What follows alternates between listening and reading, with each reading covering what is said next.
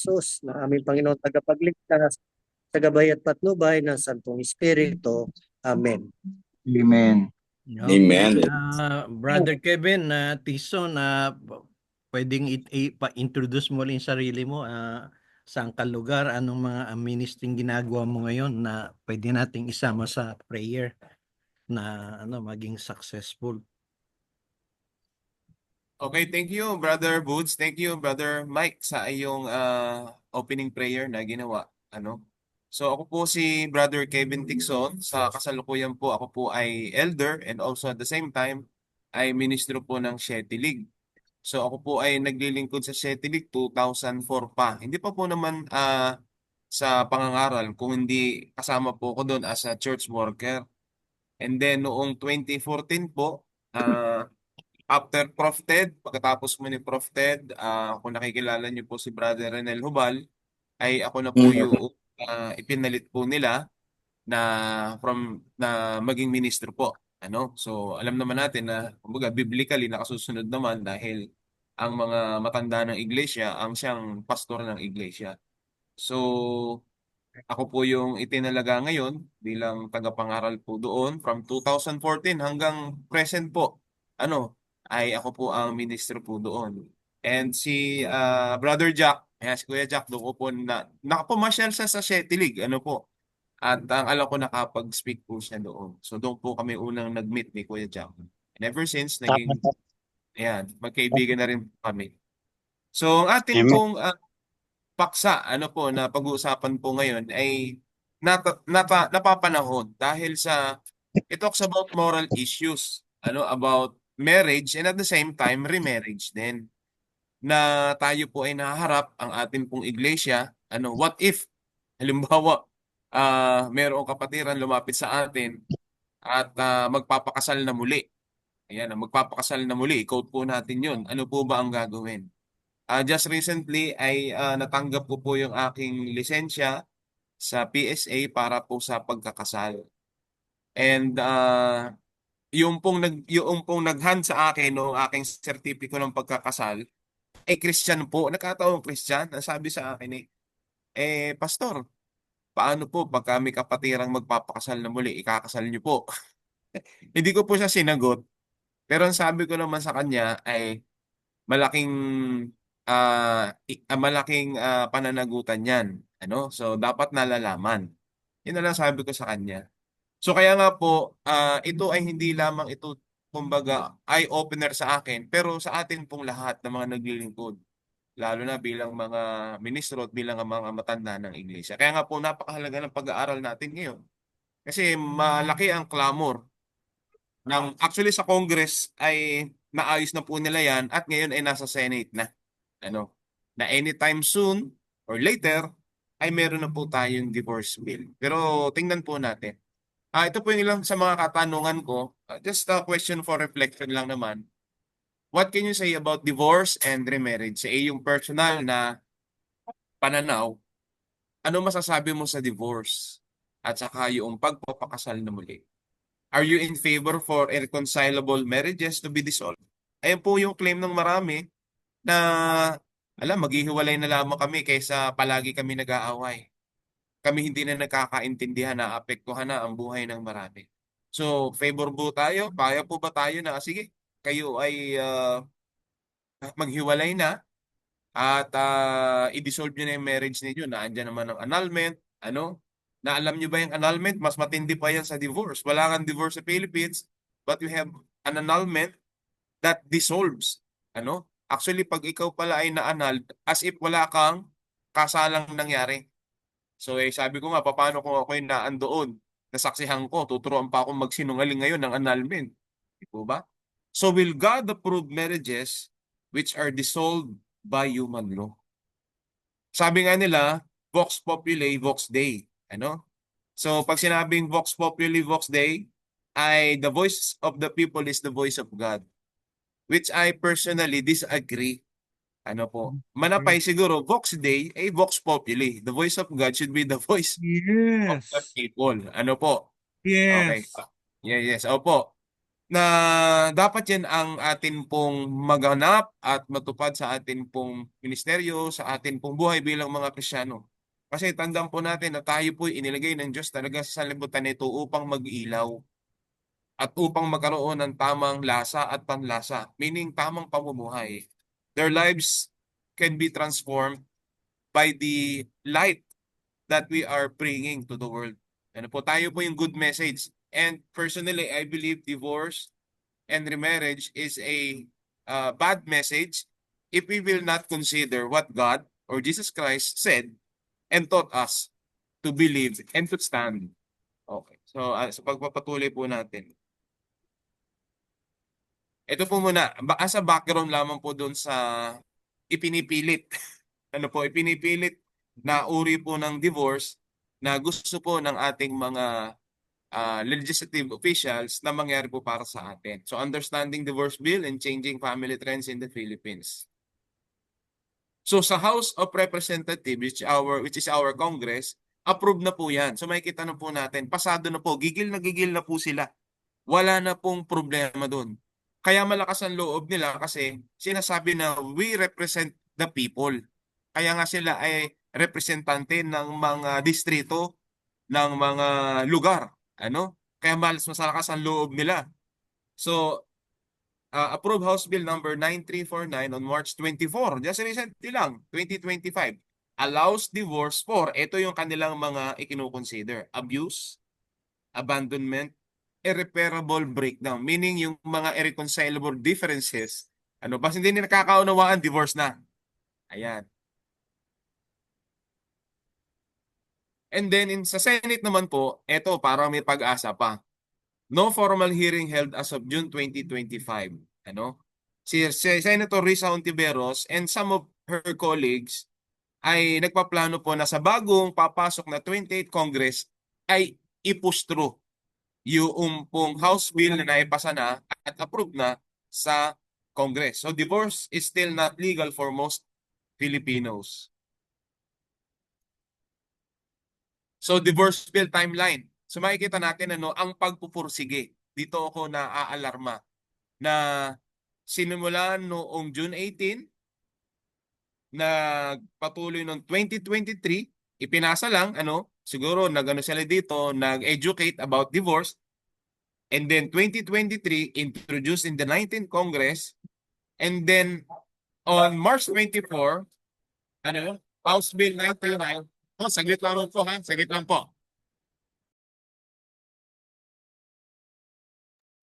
Pasensya po kayo sa mga alaga. Saglit lang po. So, noong March 24, yan, House passes House Bill 9349. So, naipasa na nga po nila. Sabihin, naitaas na sa Senate. And then, ngayong pong June, yan, Senate has not yet deliberated. Hindi pa napapag-usapan. Ipinupustro na po through Senator Risa Hontiveros na ito yung pag-usapan na and once and for all ay ma-decision na. So projected timeline 2026. So by 2026 it could either be a law or not. Kaya ipag-pray po natin yan. Ano? Social trends. So ito naman ang mga solution po ng mga kababayan nating Filipino, and hindi ko po alam kung ganito rin po sa Amerika. Pero ang social trend is cohabitation. Sa madalit salita ay live-in. So noong 2025, estimate po na 15% of couples are cohabitating. Ano, cohabiting. So, yun po yung desisyon ng maraming ano, wala pa kasing divorce, ano, wala pa silang ano na magpakasal. So, ang kanilang resolute ay mag-live-in na lang. Ayan. So, noong 1993, 5.2% lamang. So mas marami pang naniniwala sa kasalan. Noong 2013, bigla siyang nag-spike to 14.5%. So marami na ang nagkakahiwalay marahil at yung iba, sige, ganito, marami nagkakahiwalay. Ang gawin natin, hindi naman natin tiyak kung tayo ay magkakasama palagi, ay magsama na lamang tayo. Meaning, cohabitate. So marami po ngayon, ang epekto, marami ang single ngayon. Ang epekto, ano, ng divorce, ang paghihiwalay per se, at saka noong walang katiyakan sa pagsasama. So makikita natin, mas malaki ang porsyento ngayon na nagnanais na ay, magsisingle na lang ako. Magbo-boyfriend, girlfriend na lang ako. Gagawin ko na lamang ang gusto kong gawin. So slight decrease in never married adults. So legal marital separation, annulment, nullity, legal separation. Still the only option po.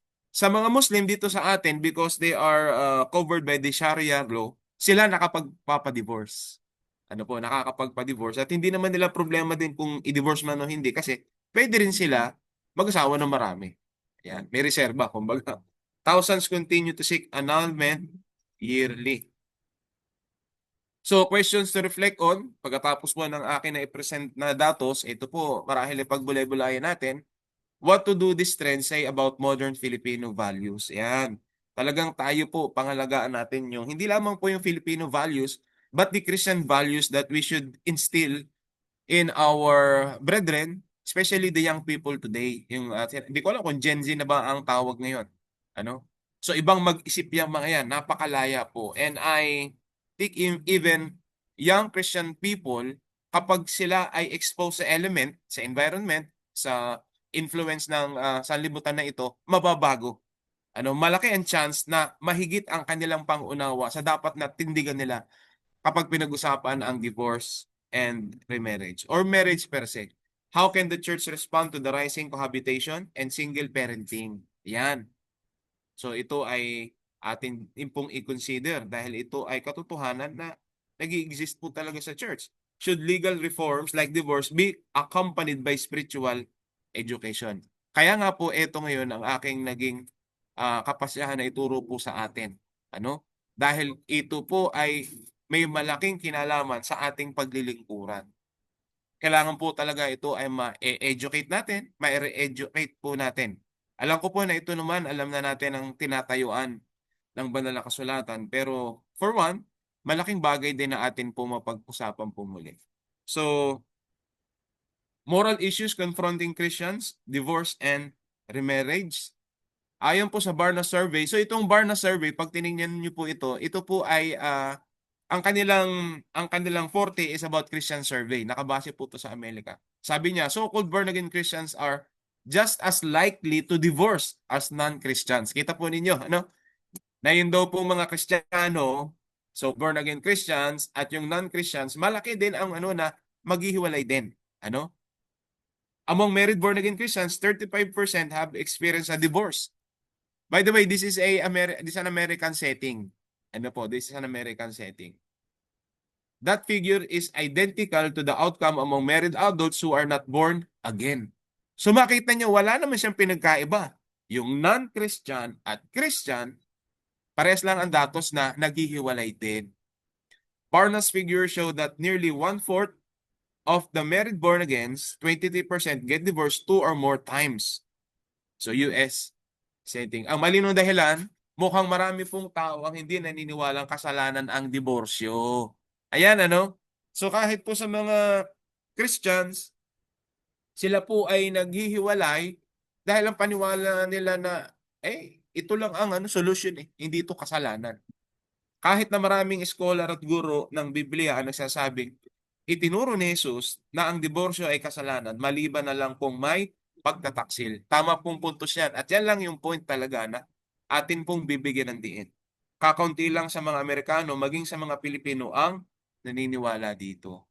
Ayan. Kaya nga po, napakahalaga na ito ay atin pong malaman ngayon dahil hindi lang tayo may pananagutan mga kapatid, mga kasama ko pong namiminuno sa ating mga kapatiran para malaman ito. Maging sa mga tao sa labas ng iglesia, kinakailangan ng salita ng Diyos ay madinig patungkol po sa pag-aasawa. So isa lang sa bawat 7 matatanda, no? Ang lubos na sumasang-ayon sa pahayag na kapag nagdiborsyo ang mag-asawa na walang naganap na pagtataksil, sila ay nagkakasala. Maliit na porsyento lamang. Karamihan sa mga protestante, 58% at katoliko, 69%, ay hindi sang-ayon na ang diborsyo na walang kinalaman sa pagtataksil ay isang kasalanan. A survey like this reveals the need for constant reminder of what God has spoken concerning divorce and remarriage. So doon pa lang sa mga dato, tingin ko po we have a burden. It's enough reason for us to not sleep.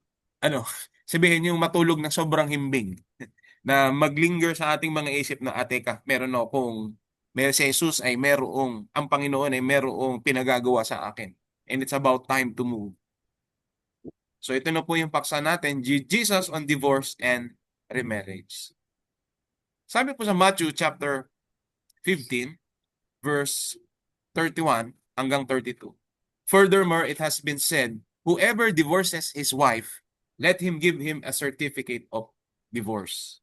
But I say to you that whoever divorces his wife for any reason except, ito na po yan, except sexual immorality, cause her to commit adultery, and whoever marries a woman who is divorced commits adultery.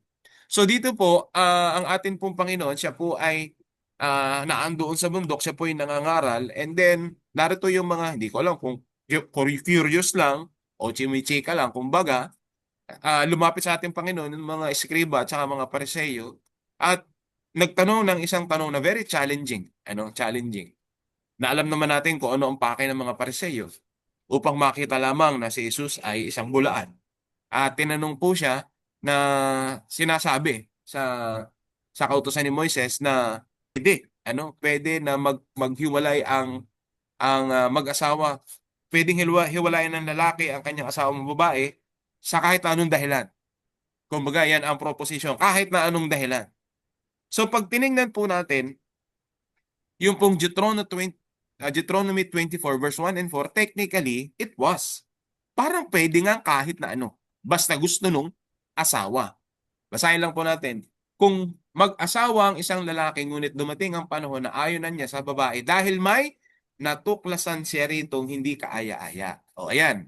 At gumawa siya ng kasulatan ng paghihiwalay, ibinigay ito sa babae at pinalayas ito sa kanyang pamamahay. Kung ang babaeng hiniwalayan ay mag-asawa na sa iba at hiniwalayang muli matapos bigyan ng kasulatan ng paghihiwalay, o kaya ay namatay ang ikalawang asawa at paalisin rin ito sa kanyang pamamahay, ang babae ay hindi na maaaring pakasalan pa ng kanyang unang asawa. Ang babae ay tinuturing ng marumi, magiging kasuklok-suklam kay Yahweh kung pakisamahan pa nito ang babae. Hindi ninyo dapat dungisan ang inyong lupaing ibinigay niya sa inyo.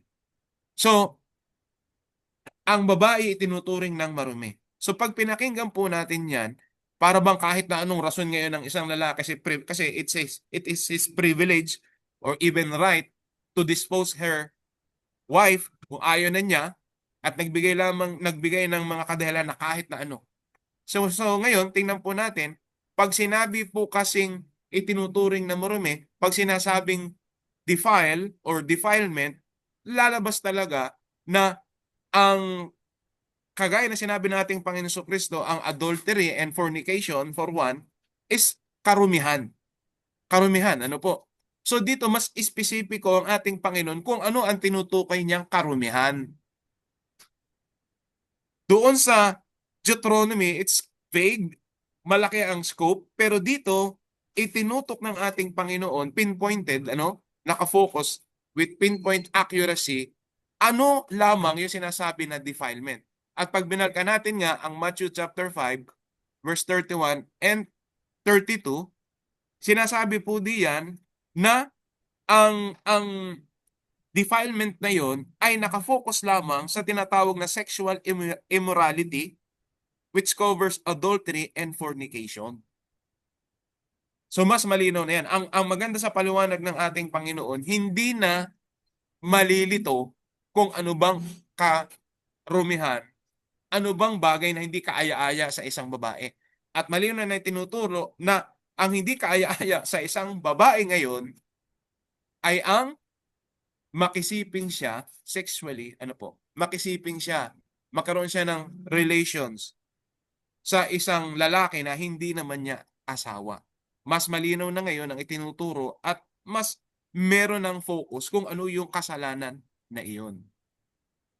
So kaya nga po, sa Deuteronomy 24 verse 4, sabi po, she has been defiled. So her marriage defiled her. Kaya hindi na siya makapag-asawang muli dahil sa yung kanyang ginawang kasalanan.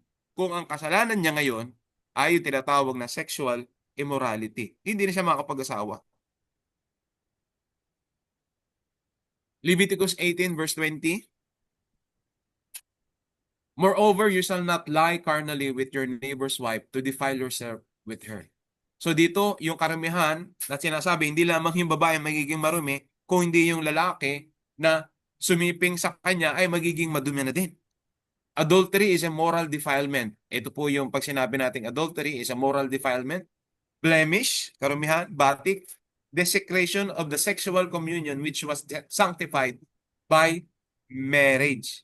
Okay. So, pag sinabi nating desecration, alam naman natin na ito'y pagsasawalang pagpapahalaga, pagsawalang paggalang, pag-insulto, pagsira doon sa sexual communion which was sanctified by marriage. Kaya nga po sa mga kabataan, ang sinasabi ko po palagi yung sex, SEX, ang explanation ko po sa kanila ganito.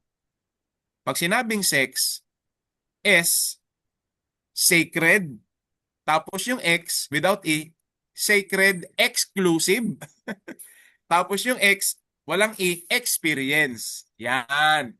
So yan po, pag ako yung nagtuturo sa kabataan about ganitong mga bagay, premarital sex. By the way, bukas po, ayan, meron po kaming yung Camp Wagi. So magsisimula na po yan bukas, debriefing. And then mamaya may pagkikita rin po kami patungkol doon sa mga lessons na amin pong i-develop pa. So titingnan natin. Ayun po, baka kasi maya-maya ng konti, siguro baka hanggang 9:30 naman, ayan, kasama niyo po ako. So yun nga po, tandaan natin, maganda yun, SEX. S, sacred. And then X, E, means exclusive. Tapos yung X, experience. Yan. So pang mag-asawa lang talaga yan. Kaya't ang pangalawang pag-aasawa ng isang babaeng na divorce ay itinuturing na kapantay ng pakikiapid. At ito'y may pagkakahawig sa turo ni Kristo tungkol sa kasal. Meaning, kapag may attempt ngayon na mag-asawa ang isang, sabihin natin ngayon sa panahon natin, ang isang lalaki at ang isang babae, na kapag alam niya na ang kasalanan niya talaga sa kanyang asawa is infidelity, sexual relations, pagpalagay ng valid na dissolve ng gobyerno ang kanyang marriage dahil ayaw na nila. Pero kung alam niya sa sarili niya na talaga naman ang kasalanan ko talaga, ako yung naging infidel, ako yung naging taksil at may sexual relations, dapat siya mismo sa sarili niya, hindi siya mag-aasawa eh. Para sa akin po yan, we have different opinions, but I am basing my opinion sa akin pong napag-aralan. Matthew 5 verse 32, basahin lang po natin sa Tagalog. Ngunit sinasabi ko sa inyo, ang sino mang lalaking magpalayas, hiwalay sa kanyang asawa, maliban na lamang sa dahilan ng pakikiapid, ay nagtutulak sa kanya upang mangalun niya. At sino mang magpakasal sa babaeng hiniwalayan ay nagkakasala ng sexual. Jesus taught that divorce led to adultery unless fornication was the cause of divorce. So note well, the bill of divorce did not necessarily end the first marriage. So yun po pala, sa mata ng Diyos, kahit yan ay legally, law of the land, na dissolve yung marriage nila, na divorce na sila. Pero sa mata ng Diyos, kung ang dahilan lang nila is irreparable differences, irreconcilable differences, marriage breakdown, nagkasawaan na, sa mata ng Diyos, kapag yan ay naghiwalay at sino man sa kanila mag-aasawang muli, sa paningin ng Diyos talaga, sila po ay nagkakasala. Sila ay nagkakasala. Kasi bakit? Ang kanilang naging dahilan, hindi naman yung sexual wala namang sexual infidelity or sexual sin na nangyari. Walang pagtataksil. Tapos maghihiwalay lang sila for some other reason. Talagang sa paningin talaga ng Diyos, sila po'y nagkakasala. The bill of divorce did not necessarily end the first marriage. So Jesus described the second marriage as committing adultery ngayon. Kaya ngayon, itong si lalaki, ito si babae, kapag sila ay nag-asawa, ay di nagko-commit sila ng adultery kasi hindi valid. So the term adultery implies the first marriage is still valid and binding. So yun po pala, ano? The term adultery implies the first marriage is still valid and binding. So dahil hindi naman kayo nagkasala ng pangangalunya, kayo ay nagko-commit ngayon ng adultery.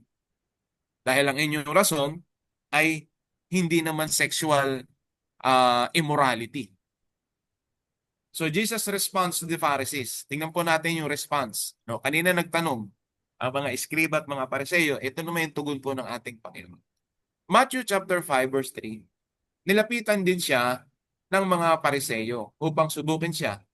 Sinabi nila sa kanya, naaayon ba sa kautusan na palayasin o hiwalayan ng isang lalaki ang kanyang asawa sa anumang dahilan? Verse 4. Sumagot siya sa kanila, hindi ba ninyo nabasa na siya na lumalang sa kanila sa pasimula pa ay nilalang sila na lalaki at babae? Ibinabalik ng ating Panginoon ang sanctity of marriage sa creation. So the first marriage was created and instituted doon sa Garden of Eden, nung nilikha ng Panginoon, matapos likhain si Adan at si Eva. So ibinabalik ng ating Panginoon ang sanctity ngayon ng marriage. Sinabi pa niya, dahil dito, iiwanan ng lalaki ang kanyang ama at ina at makikisama sa kanyang asawa. Silang dalawa ay magiging isang buhay. So ito na po yan, nakita natin na ipiniliwanag. What was said in Genesis, the book of Genesis, chapter 2, maybe, kalimutan ko na, ganun pa man, ay sinabi ng ating, inulit niya ang kanya ding sinabi noon, na iiwan ng lalaki ang kanyang ama. So makita natin sa marriage, may initiative talaga ang lalaki. May initiative talaga ang lalaki. At makikisama sa kanyang asawa. Most marriages, dito pa lamang sa unang bahagi, ang lalaki, iiwan niya ang kanyang ama at ina, makikisama sa kanyang asawa. Most marriages failed kapag dito pala sa first phase na yung pag-alis. Meaning, living independently.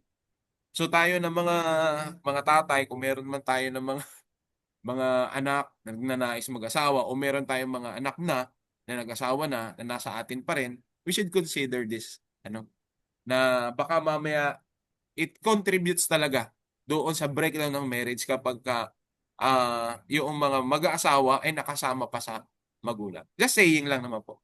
Silang dalawa ay magiging isang laman.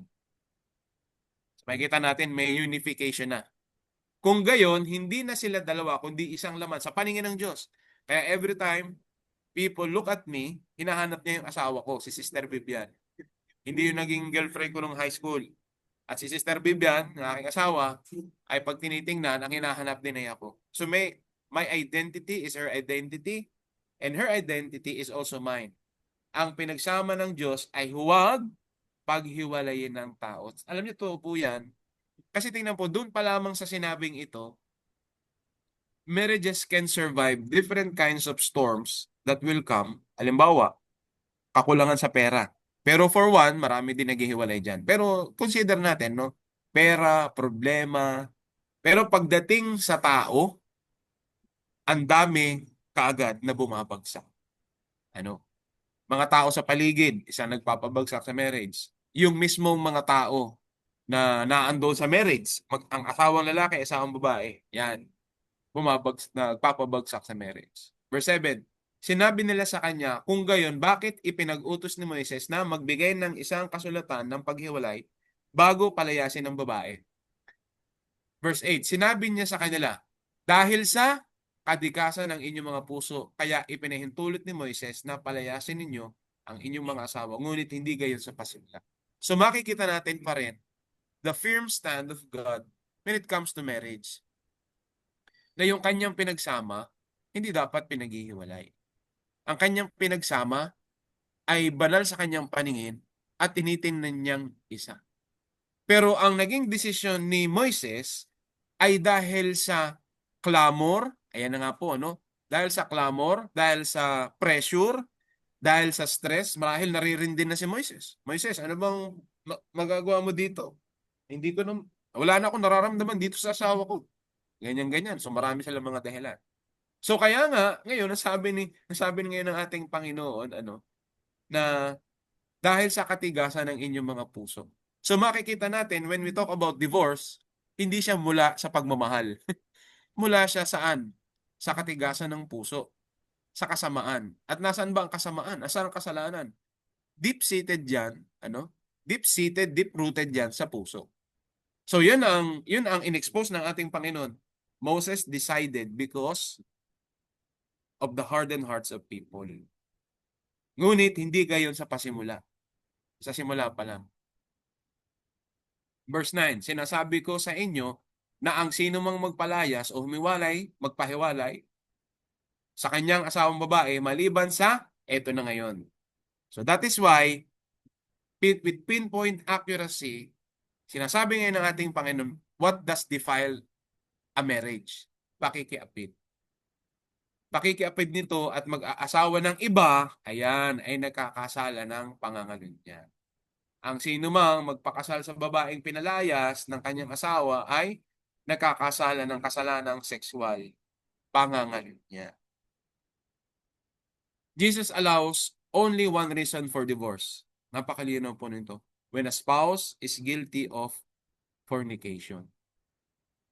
To further understand discussion, ay siguro po tingnan natin kasi may binabanggit na adultery, may binabanggit na fornication. What is adultery and fornication? What are the difference between the two? So adultery is a sexual relations between a married person and someone who is not their spouse. Okay, ano? So isang tao na may asawa, may karelasyon, sexual relations na dalaga o binata. Hindi niya asawa, sorry. Hindi niya asawa. Key point, at least one person is married. Okay, yan po, no? Key point 1, at least one person is married. Exodus 20 verse 14, you shall not commit adultery. Jesus says, even lusting after someone that your spouse is adultery in the heart. So adultery breaks the marriage covenant and is often cited as the only allowable reason for divorce by Jesus. Sa Matthew 19:9 na binanggit po natin kanina. So, fornication refers to sexual immorality in general, especially sexual activity between unmarried people. Ayan na. So pag sinabing fornication, sexual activity between unmarried people, key point, both are unmarried or it includes broader sexual sin like prostitution, incest. So makikita natin, pasok din po yun, yung prostitution. Ano? Hindi naman nila kasi asawa, hindi naman nila karelasyon, binayaran nga nila for services, pero ganun pa man, papatak din po yan talaga sa fornication. 1 Corinthians 6:18, flee fornication. Every sin that man doeth is without the body, but he that committed fornication sinned against his own body. So fornication is the sin against his own body. Galatians chapter 5 verse 19, now the works of the flesh are manifest, which are this: adultery, fornication, uncleanness. So Jesus teaching on remarriage. Jesus warned twice that remarriage can result in adultery. So malino po kanina doon sa talataan na ginamit natin, papaikot-ikot lang naman doon. So divorcing a wife can cause her to commit adultery when she marries. Diba? I say to you that whoever divorces his wife for any reason except sexual immorality causes her to commit adultery. And whoever marries a woman who is divorced commits adultery. Jesus warned twice that remarriage can result in adultery. Divorcing a wife can cause oneself to commit adultery upon remarriage. So kung kanina, through divorce, itinutulak ng lalaki ang kanyang babae na magkasala siya, dito naman, yung nagtulak sa kanyang asawa o humiwalay sa kanyang asawa ay itinutulak naman niya sarili niya na magkasala. Except for sexual immorality and marries another, commits adultery. And whoever marries her is divorced, commits adultery. Jesus suggested celibacy might be necessary for some. So ito po ito maganda ito na it's just kumbaga suggestion, an idea. Sabihin natin a solution, na sa Matthew chapter 19 verse 9, ayan, his disciples said to him, if that's the way things are between a man and his wife, Matthew 5 verse 10, his disciples said to him, if that's 19, verse 10, sorry po. His disciples said to him, if that's the way things are between a man and his wife, then it's better not to marry. Yan. Sabi ng disciples. Sa verse 11, he replied, not everybody can accept this teaching. Sabay kita po natin, ano? Hindi naman lahat matatanggap ang katuruan na ito. But only those who have received the ability to accept. Doon lamang sa mga taong may kakayanang tumanggap ng aral na ito. For there are eunuchs who have been eunuchs from birth, and there are eunuchs who have been made eunuchs by other people. And there are eunuchs who have made themselves eunuchs because of the kingdom of heaven. So pansinin po natin, di ba, may eunuchs by birth, may eunuchs dahil na-influence ang tao, and then dito naman sinasabi, the spiritual eunuchs. And there are eunuchs who have been made themselves eunuchs because of the kingdom of heaven. Those who can accept it should accept it. Kasi bakit eunuchs, spiritual eunuchs? These are the people who understand clearly na kapag sila'y nag-asawang muli at may asawa naman sila, hiwalay na, di ba? Pag sila'y nag-asawa uli, magkakasala sila. Lalo na kung ang guilt talaga nila is sexual immorality. So sa halip, wag na mag-asawa. Maging kingdom focus na lang. So chosen for the sake of the kingdom of heaven. Ayan. Jesus suggested celibacy might be necessary for some, chosen for the sake of the kingdom of heaven. The only scenario I can imagine is where one realizes they are in the adulterous marriage and are willing to leave it for the sake of the kingdom of heaven. Ayan na. So yung mga taong caught up in adulterous relationship or adulterous marriage, kaya-kaya niya. Alam niyo, ma-realize niya, mali ito ginawa kong pagpapakasal. Kasi nagpakasal ako, ang rason ko lang ay ganito. Ang aking asawa ay hindi ko na mahal. Kaya-kaya niya. Is he or her willing to live it for the sake of the kingdom of heaven? Pero a proposition that should be considered coming from Jesus Christ. Kaya nga yung may pakinig, makinig. Yung matatanggap, tanggap. So Jesus allows only one reason for divorce and remarriage when a spouse is guilty of fornication. Conclusion, eto mga kapatid.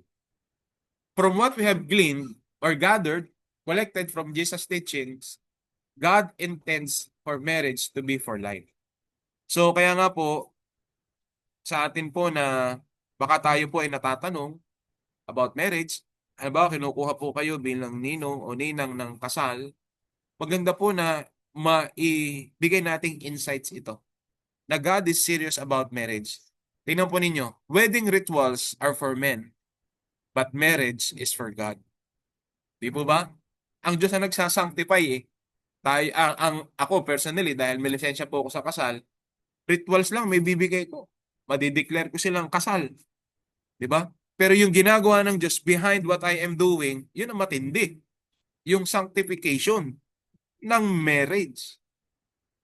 So kaya nga po, God intends for marriage to be for life.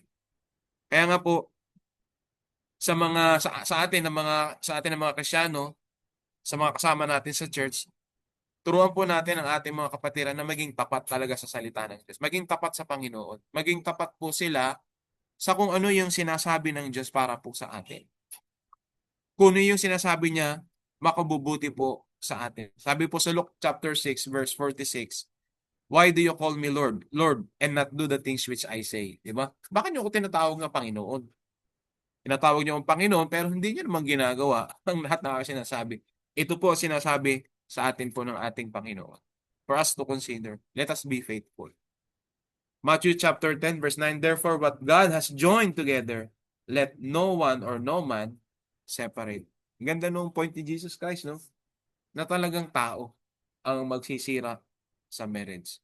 Dahil kung ang magiging dahilan nga bukod sa tao na magagawa niya kasalanan sa marriage, yung ibang mga dahilan ma-overcome ng marriage yan.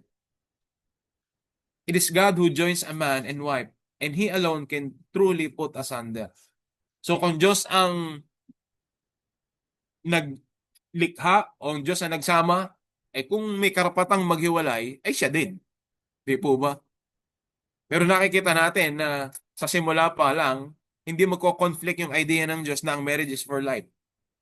So, the best we can do is to educate our brethren, and if we can do so sa community, sa mga malalapit natin. Kapag ka merong nagsisik ng advice sa atin, nasabihin ako, ganito na naman, sinaktan na naman ako ng asawa ko. Eh, na sinabi ko sa'yo, wag mong pakasalan yan eh. Sa hilatsa pa lang ng mukha niyan, duda na ako. Di po ba? Wag po ganun. Tandaan po natin, kung ano ang plano ng Diyos, yun din po dapat ang maging plano natin. It's not Vox Populi, Vox Dei, but it's Vox Dei, Vox Populi. He does not release the married from their marriage simply because they get a divorce.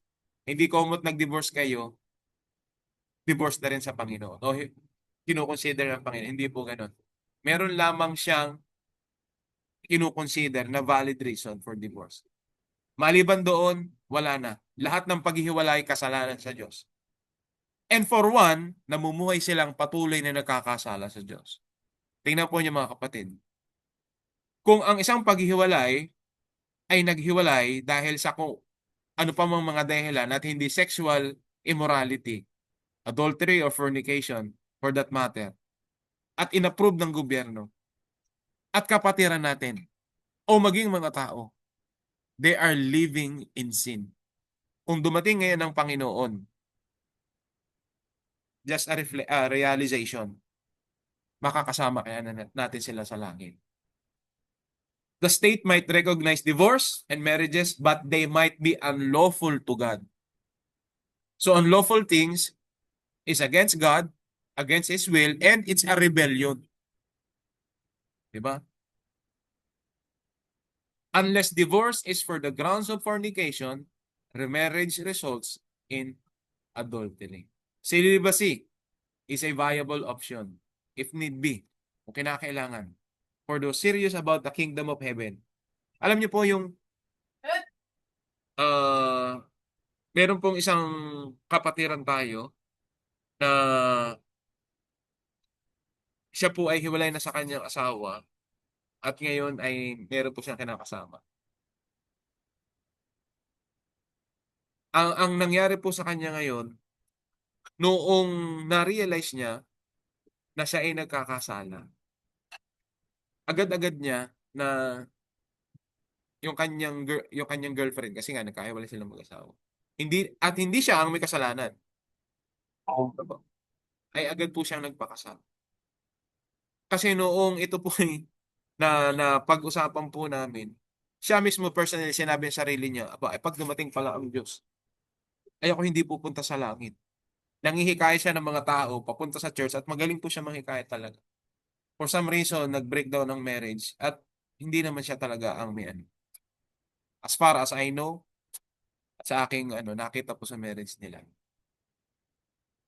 So nalungkot siya, nagkameron siya ng karelasyon na ito nga, napunta sa sexual relation. Agad-agad po siya nagpakasal. So noong February, ikinasal po siya sa kasalang bayan.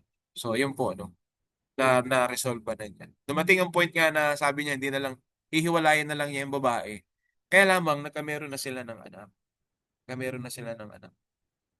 At ayaw naman niya maging makasarili dahil mahal na din naman yung babae. Siyempre, may anak sila. So, he chose to marry her spouse. Number 2, when we face topics like divorce and remarriage, ito na po. Ito pa. It's easy to just go with what's convenient. Ito yung setup po natin na nangyayari po ngayon. Diba? We go to the flow. Paminsan ay parang, sige, umaayon na lang tayo para wala na masyadong pag-usapan. We might be tempted to follow what most people in society accept. Ayan na. Diba? Ay, basta kayo magpa-anal kayo, saka kayo magpakasal. Maraming mga Kristiyano ngayon ganan na sinasabi magpa-anal na lang kayo. Di pag kayo na-anal, abay di God willing yan. Pero pag hindi kayo na-anal, hindi kalooban ng Diyos. Paano kung na-anal? Tapos ang rason naman ang paghihiwalay nila hindi naman sexual immorality. Di po ba? Kaya nga ba mag-ingat din tayo sa ating ipapayo sa ating mga kapatid. Pakahalip na tayo agent of sanctity. Ay ibang ahente po tayo, ano? So we might be tempted to follow what most people in society accept. Or we try to change the meaning of what Jesus said. So it sounds more acceptable today. Yan. Sa totoo po, ako po talaga ay hardline dito. Not because of my own understanding, pero nabago po lahat ang aking pong kaunawaan at ito na po yung aking tinatayuan. Noong naipanawa pong mabuti ng Panginoon sa akin through people, God used to explain this further about divorce and remarriage. So, yun po yung aking tinatayuan kayo. Huwag po natin, instead of conforming to the world, let us allow Christ to transform us and those people who are caught in a, sabihin na nating, disagreeable marriage na meron sila ngayon. Yes. Ituro natin ang katotohanan, Turo natin ang katotohanan and let God transform their minds. Sabi po dun sa Book of Romans, chapter 12, correct niyo po ako, no? Ang sabi, di ba, ang pagbabago nagsisimula sa isip. Every concept started with the mind. So marriage is an institution, it's a concept created by God. So bayaan nating matransform sila by the renewing of their minds. No? The Holy Spirit will speak. Ang chance lang nila, i-educate natin sila. But we do ourselves harm and others no good by watering down what Jesus and His apostles taught. Mga kapatid, mahilig ba tayo mag-sugar coating? Yun po bang katotohanan para medyo masarap-sarap ang dating sa kapatiran? Ang dami nating inilagay na palabok na yung katotohanan na tabunan na. Ihayag po natin yung katotohanan. At ang katotohanan ang tunay na magpapalaya po sa marami. When it comes to doing and teaching the will of the Lord, may we never forget these words. 1 Corinthians chapter 15 verse 58, therefore, my beloved brethren, be steadfast. Ang ganda ng reminder ni Pablo, be steadfast. Immovable, always abounding in the work of the Lord. There are too many things to work. Marami pa hanggang tayo nabubuhay. Ministry doesn't stop. Knowing that your labor is not in vain in the Lord. Salamat po. Marami po salamat mga kapatid and hopefully po ay nakatulong po ang ating pag-aaral na ito ngayon para sa ating pong, sabihin na natin, somehow re-education, reminder, refreshment sa ating pong mga napag-aralan na po noon. Tandaan po natin, there are souls that are at stake. So we cannot water down or tone down, sugarcoat the doctrine of Christ, the doctrine of divorce, marriage, and remarriage. So God bless po. Maraming po Okay, salamat. thank you, Kuya brother. Dudes. Brother Apo. Kevin, thank you. Thank you. Apo. Kung may mga tanong kayo, may dagdag, Thank you. Brother Kit. let me recognize muna yung nandito si Brother Dan Sulit, ating professor. Nawala. Good Nasaan? morning, brother. Nawala. Brother, that's it. Ayun po, nasa baba ko po. Ayan, ang aming hoy. May nandito si Yan. Brother Dave Cahudo. Welcome. Yan, Brother Dave Cagudo. Brother Dan Sulit, may mga tanong kayo, itong mga professor natin na yung mga pwede tumanong yan. Tanungin natin. Gusto na, Brother Dan? Nakamute ka. Professor natin yan sa MBS. Yan. Ha? Hello.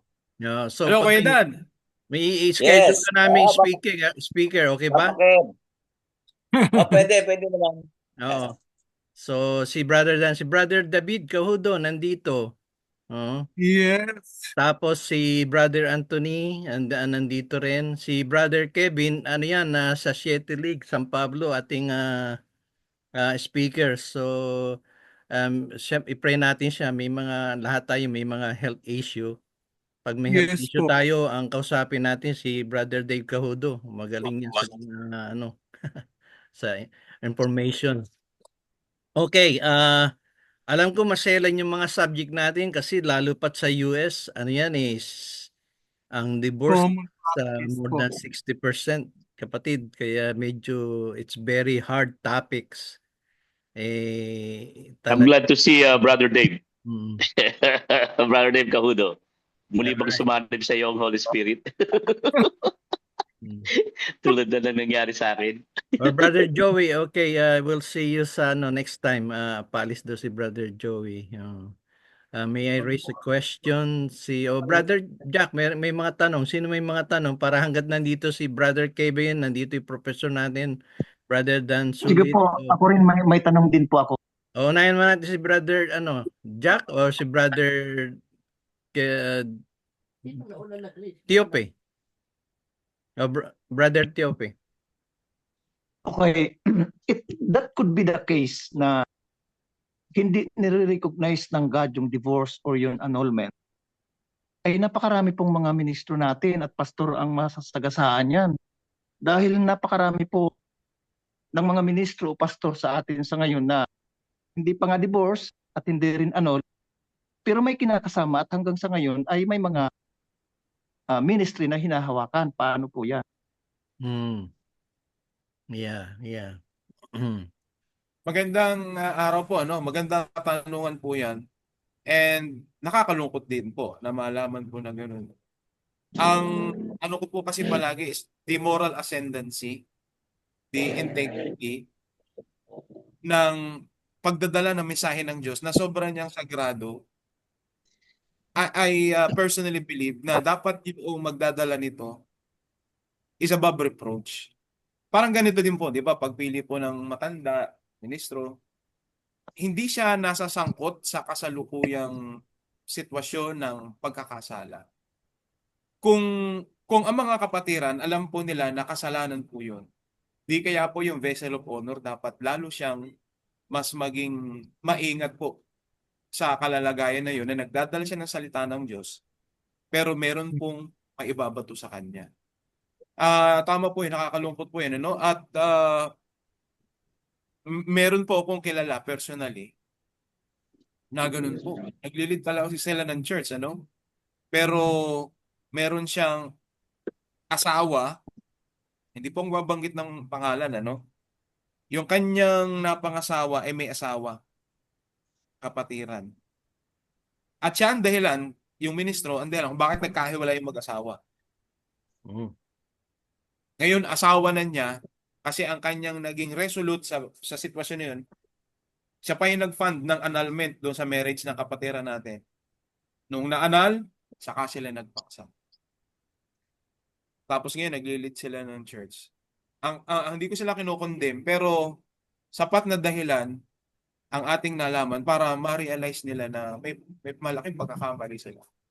So their viable option, iwan nila yung marriage nila. In the first place, hindi naman ni-recognize yun ng Diyos. Recognized by the law, pero sa Panginoon hindi. Hindi siya kinikilala ng Diyos. Okay. So, apo. Thank you, Brother Kevin. Meron ba kayong dagdag o or merong ibang question pa? Brother Kevin, very nice topic and praise God for your message. Ang asawa ko nag-utos sa akin na paano daw kung nakapag-asawa ang Kristiyano na drunkard ba ang lalaki, hindi naging Christian at all, tapos palagi siyang bugbugin.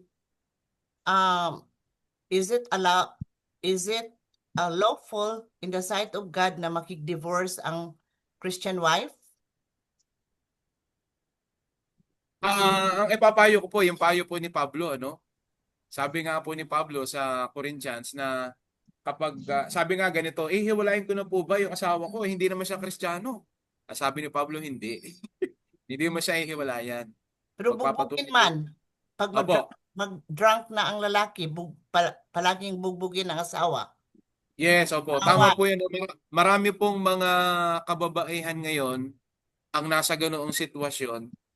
Pero ang ipapayo na mag-divorce, hindi ko po personally ipapayo. Pero those people need space and need spiritual and professional intervention po.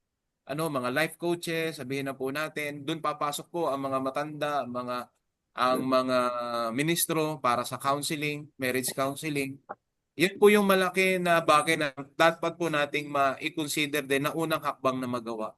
Bago po magresulta sa isang dissolution ng marriage o divorce, dahil malino po sa ating pinag-usapan talaga na kung maliban lamang po sa sexual immorality, other any reason, hindi po magiging accepted po sa Panginoon. So siguro po ang pinakamagandang step, makahingi po ng tulong sa mga successful married couples, magtanong po, humingi ng counseling sa mga life coaches, sa mga ministro matanda. Kaya ngayon po, itong bagay na ito, makapaghahanda po sa atin sa mga ganang klase ng sitwasyon ng mga problema po ng mga kapatiran po natin.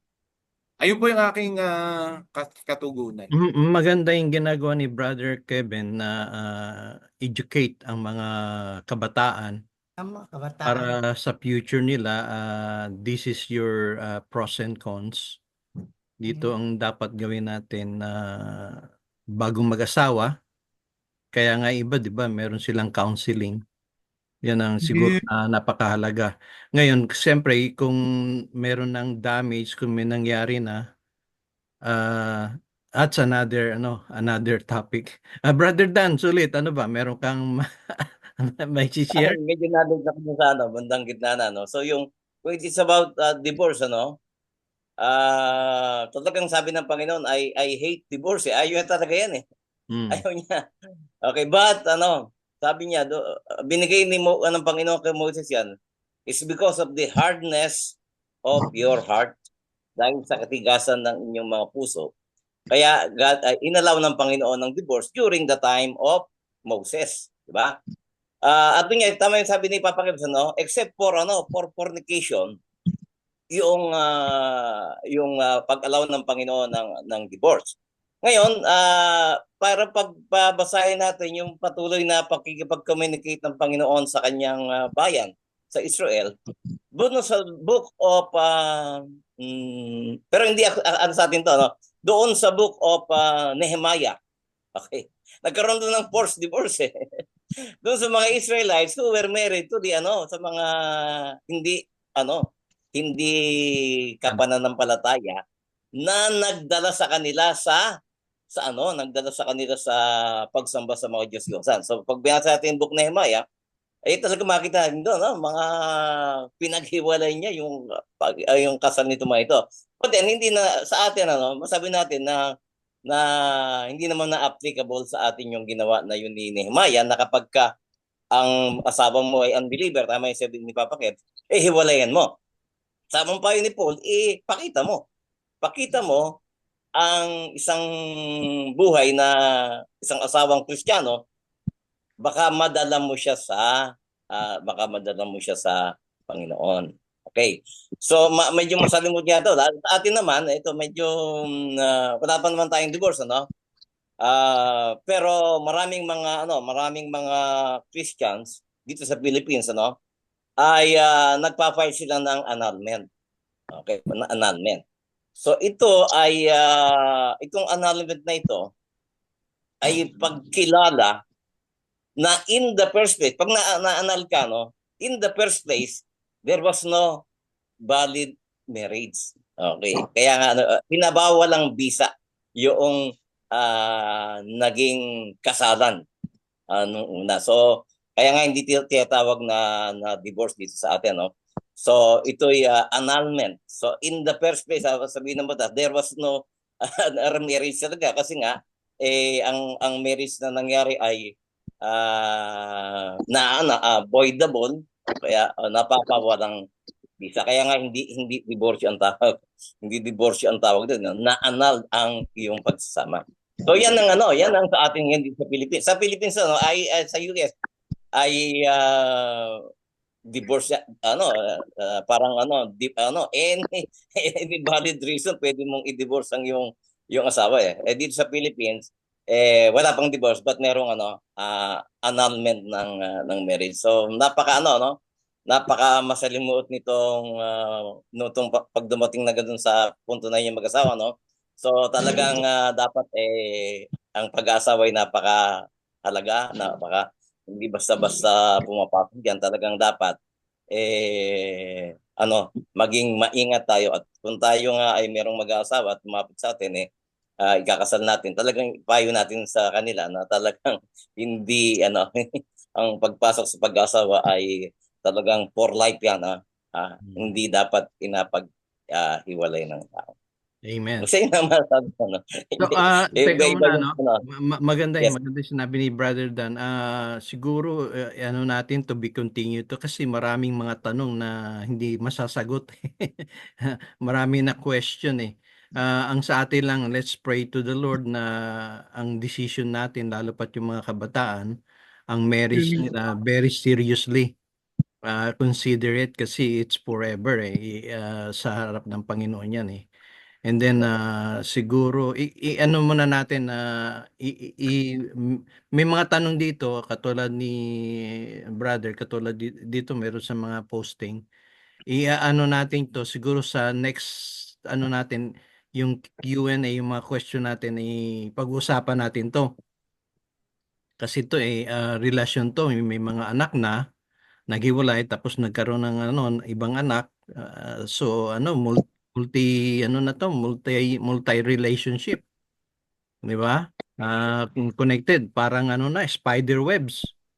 Napakahirap na na to subject. Siguro sa ngayon i-hold muna natin and then yung question natin we're gonna talk about it next time. Okay? Tama ba 'yon, mga kapatid? Pero isang question. Kung halimbawa, ikaw ay napilit kang mag-asawa dahil sa forced marriage, ano bang solution doon? Okay. Meron ka bang solusyon?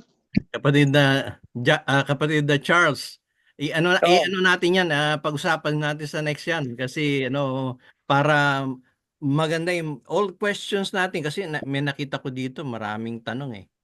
So lahat to Mahirap kasi talaga. ang Bro, relation mahirap after talaga the pag pogi first na marriage napipikot. Mahirap talaga pag pogi na napipikot eh. Oo, yung mahirap tong mga natin. Buhay mo rin yun natin, Saka ito yan ang dito mostly sa US karamihan na nag-divorce mga hindi pa sila Kristiyano noon, 'di ba? Tapos yung mga nag-divorce. So ibig sabihin na spider webs talaga eh. We need a deal more parang counseling conference kailangan natin, Brother Kevin. May mga pastor nga divorce. Alam mo kasi kanya-kanyang istorya yan eh, kanya-kanyang kwento eh, 'di ba?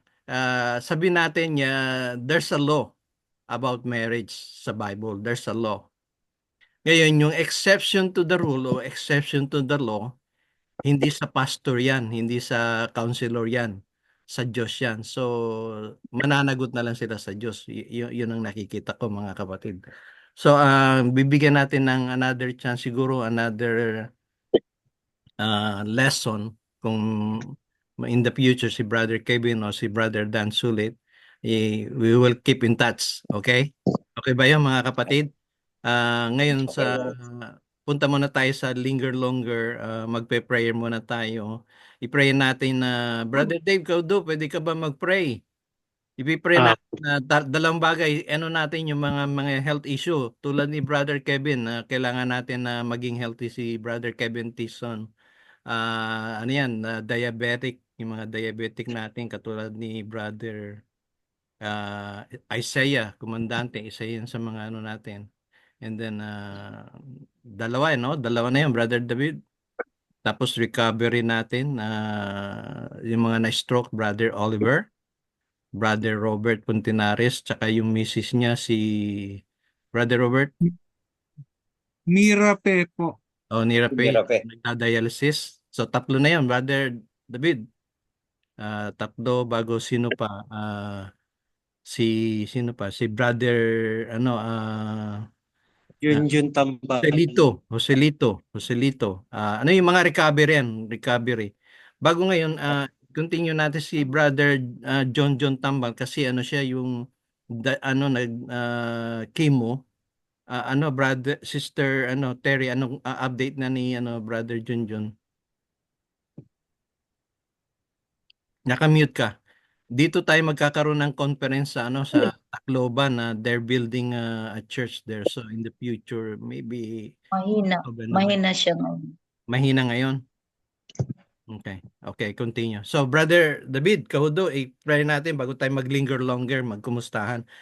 Nakuha mo na Brother, pwede pong mag-suggest ng sama sa prayer. ano? Actually, ayaw ko po sana itong ilabas sa inyo pero kailangan ko ng panalangin nyo kasi ako ay may sasahurin na mahigit $500 sa Facebook. Mm. At yung 20% dito ay naipangako ko na sa ibibigay sa church, then the rest ay magpapa-opera ako ng mata para sa gamot. Hindi ko pa makuha. 2 beses na ako nag-appeal kay Meta. Pakisama naman sa prayer na sana masolusyonan na kasi sayang naman yung $500, mahigit 30,000 na yan. Oh, sige. Pakisama sa prayer. Ano lang siguro kasi minsan diyan sa Facebook tsaka sa Meta o sa YouTube, they need to verify your personality. They need to verify your information nila. Hindi basta nagre-release yan. They have to verify. Okay? Lalo na ngayon may mga ano. But anyway, Brother David Kahudo, Pakisama sa prayer. ano pa? Nakalista na, Brother David Kahudo? Hindi ko nailista lahat. Lolo Ador, pahabol ng prayer request. Sino yan? Si Brother Armel? Yes, Lolo Ador. Paki-pray ang ministry ni Brother Joey Romero sa Palawan. Nandun siya ngayon sa Palawan. Medyo binabagyo daw, medyo malakas ang ulan doon. At kagabi doon sa kanyang tinuluyan hotel ay ginapangan siya ng napakalaking alakdan. Kasi yung likod ng hotel ay dating gubat. Kaya paki-pray yung kanyang safety, kanyang ministry, at yung panahon doon. Maraming salamat, Lolo Ador. Sa ating mag-pray kay Brother David Kahudo. Na-miss ko yan, 1980s, nagkita kami sa Olongapo. Nung kinasal I-pray sila din natin yung MBS, Brother Dan. Okay ba yun? Sama natin yung MBS. Tama ang pagpapaumpisa ng klase. Klase, okay. July. Okay. Brother Dave Kahudo, kung ano lang yung matandaan mo, yung ano ay susunod na lamang. Okay. I-pray muna natin bago tayo mag-linger longer. General. Dakila namin Diyos, makapangyarihan sa lahat. Salamat Panginoon sa aming pag-aaral ngayon. At ngayon ay tinataas namin ang aming kamay upang ang aming mga dalangin ay makarating sa inyo. Sa pamamagitan ng kamay na ito ay mayroong invisible power na nakakarating sa inyo at nakakarating sa mga nabanggit na may sakit at mga nasa recovery. At ang nawa ang Facebook ay mag-release na sila ng amount para sa aming kapatid at yung nasa Palawan, Panginoon ay inyo'y patubayan at pagpalain at ang bawat isa, Panginoon, ay magkaroon ng kakaiba at kagalingan sa aming mga sakit, kung anuman, mga diabetes, mga chemotherapy, mga bagay-bagay na hindi po namin maipaliwanag. Panginoon, ay bigyan niyo kami ng lakas at pananampalataya sa inyo na kami mapagpatuloy. Panginoon, ito po ang aming mga dalangin sa pangalan ni Jesucristo. Amen. Amen. So, continue natin i-pray si Brother Junjun tapos sa mga recovery. Ang ating mga si Brother Kevin, include natin yan kasi para sa health, we need more preacher. Kaya ang nangyayari ngayon, yung MBS, napoproduce ng MBS, medyo nababawasan. Kaya yung mga preachers, mga seminarian, endangered species. Nauubusan ng mga preachers. So, i-continue natin i-pray. Yung mga sila, may mga mission tayo. Kasama natin si Brother Charles, Brother David Kahudo, si Brother Anthony. Sana maipatuloy natin ng ministry sa Pilipinas. Yung iba, hindi pa rin nakatingin. So, hopefully, yan lang yung mga question niyo sa susunod. Okay? Thank you, Brother Kevin. Thank you very much. And God bless you. You are in our hearts and prayers, okay? Yes, Tapos ang speaker natin next, nakita niyo ba yung mga speaker coming up sa June? Si brother, sa Hillside sa New York, si brother Charlie Bantok, bago after Charlie Bantok si si Church of Christ sa California, si Arnel. Brother Arnel Alon. So yun ang mga expectation natin na i-pray natin na everything's gonna be all right, okay? Wala ba kayong mga sa linger longer, mga tanong na iba besides ating mga wala ba kayong tanong kay si Brother Kevin? Wala kayong tanong na besides sa lesson, okay? Sa MBS yung i-pray natin nga pala, sabi ni Brother Dan, pasukan na next week. Enrollment next week. Oh, And then enrollment. July ang Alma mater. O sino mo gusto July ang mag-enroll? pasukan. Meron ba kayong online enrollment or in person? Meron online. Online? Okay. So yung mga gusto mag-aral sa online na mga kapatid, hindi pa huli lahat anong edad nyo, basta buhay pa kayo. May masteral ba, Brother Dan? Meron din, July 19. June 19. Pwede ba ako mag-Master of Doctrine at Doctorate? Pwede. Thank you. Kuya Dan, face-to-face lang po ba yun? Ang masteran face-to-face, In Pero yung person? yung klase, regular class, pwedeng online. Oh, okay. Alright. Yung regular classes online, pero yung mga masteral or face-to-face. yun, in person. Okay. I-pray natin yung MBS kasi isa yan sa mga na Bible talagang Bible based teaching ang tinuturo nila diyan. Yan ang magandang Bible school na Okay, wala na ba yung ibang tanong? Linger longer. Thank you sa pag-attend nyo, ha? Thank you sa Pahabol, pag-attend. Lolo Ador. We'll see Pahabol you. lang, Pahabol lang. I-welcome natin si Brother Dan Sulit at in-accept niya yung aking invitation ngayon, no? Kaya Brother Dan Sulit, welcome kay Lolo Ador Phil-Am Fellowship Zoom. Thank you sa iyong pagdalo. Thank you. I-schedule natin si Brother Dan para yung availability naman. We'll keep in touch, Brother Dan. Lolo Ador. Okay. Sige. All right. So anybody else na sa natin don't forget Thursday 8 PM. Yung iba hindi makatin ng Monday, meron tayong 8 PM Thursday. Sa mga project and plans natin coming up ngayon. Thank you. Si Brother Anthony, hindi nawala si Brother Anthony. Nandiyan ba? Nawala? Wala po siya. Kasi siya? Lolo Ador, last ko na lang tanong. Kailan na nga uli yung Phil-American Christian Convention dyan sa Amerika? Sa July, I think 7 to 9. Bakit pupunta ka, kapatid? Pag nagawa yung aking helicopter, nasa talyer pa, walang preno, aatin ako pag nagawa. July 9 to 12. Okay, July 9 to 12. Okay, God willing at pinayagan ng Diyos na makarating ako ng Amerika. Saglit, ha? Papasyalan ko kayong lahat yan. Yeah, off the record.